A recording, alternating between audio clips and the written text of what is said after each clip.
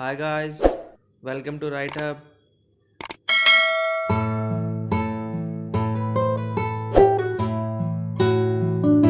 So today we will discuss about Vernacular Press Act and Arms Act.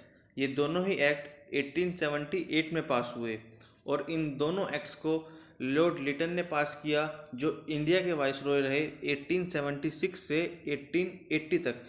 तो आइए पहले देख लेते हैं आर्म्स एक्ट के बारे में। जैसा हमें पता है 1857 के रिवोल्ट में बहुत से लोगों ने पार्टिसिपेट ही नहीं किया था, जैसे educated class, zamindars and many more. लेकिन अब इन सब को भी लगने लगा था कि ब्रिटिशर्स इंडिया में मॉडर्नाइजेशन या इंडस्ट्रियलाइजेशन नहीं लाने वाले, बल्कि वो तो अपना सिर्फ उल्लू सीधा कर रहे हैं।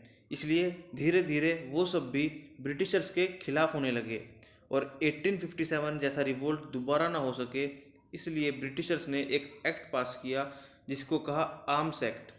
इस एक्ट के तहत किसी भी इंडियन को किसी भी प्रकार का कोई भी वेपन रखने की परमिशन नहीं थी।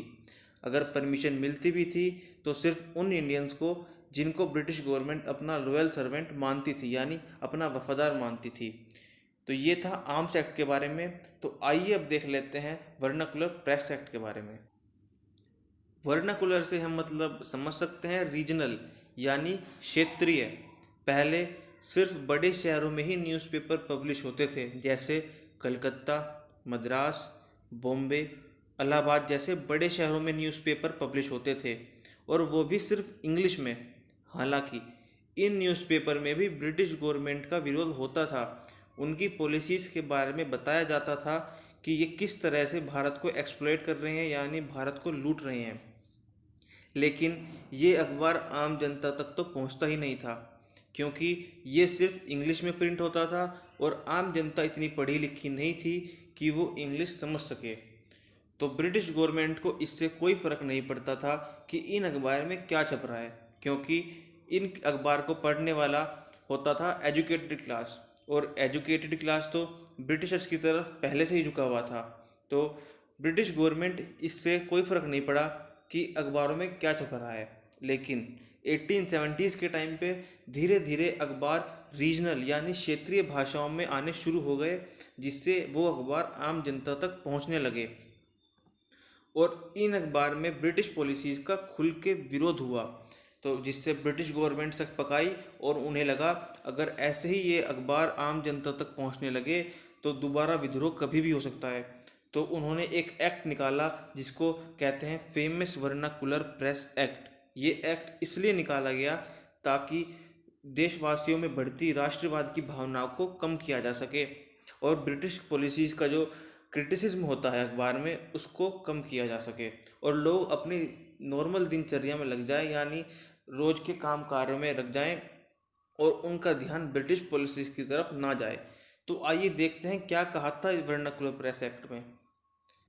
ये एक्ट सिर्फ रीजनल न्यूज़पेपर पर ही इम्प्लीमेंट होता था, यानी सिर्फ क्षेत्रीय अखबार ही इस एक्ट के दायरे में आते थे और इंग्लिश न्यूज़पेपर इस एक्ट के दायरे से बाहर थे। इस एक्ट में कहा गया एडिटर्स को रिटर्न में ये एश्योरेंस देना होगा कि वो ब्रिटिश गवर्नमेंट के खिलाफ कुछ भी पब्लिश नहीं करेंगे, और साथ ही उन्हें सिक्योरिटी डिपॉजिट करनी होगी मजिस्ट्रेट या कलेक्टर को।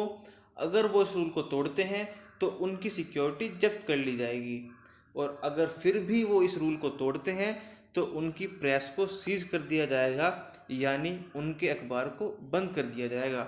और इसके तहत तकरीबन 30 से 35 अखबार उस टाइम पे बंद कर दिए गए थे।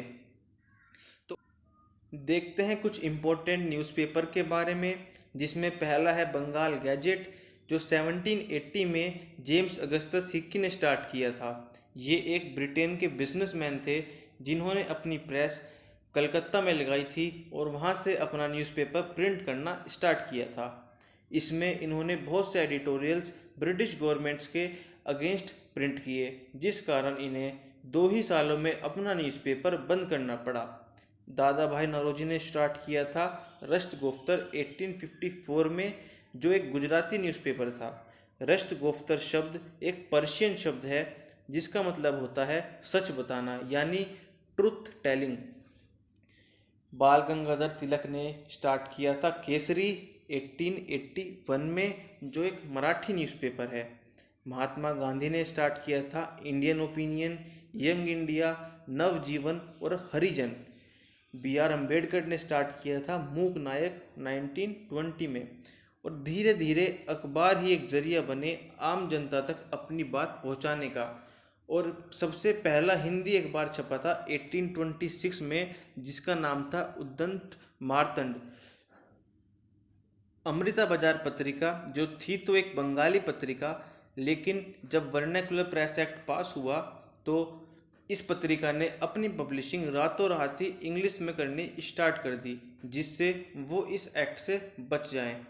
इस एक्ट का बहुत विरोध हुआ और 1882 में लॉर्ड रिपन ने इस एक्ट को वापस ले लिया था। आई होप आपको इतना समझ में आ गया है। और नेक्स्ट वीडियो में हम बात करेंगे इल्बर्ट्स बिल की, जो लॉर्ड रिपन ने पास किया था, और इंडियन नेशनल कांग्रेस के फॉर्मेशन के बारे में। तो अगर आपको इतना समझ में आ गया है तो वीडियो को लाइक करें एंड शेयर करें और चैनल को सब्सक्राइब करें। Thanks for watching.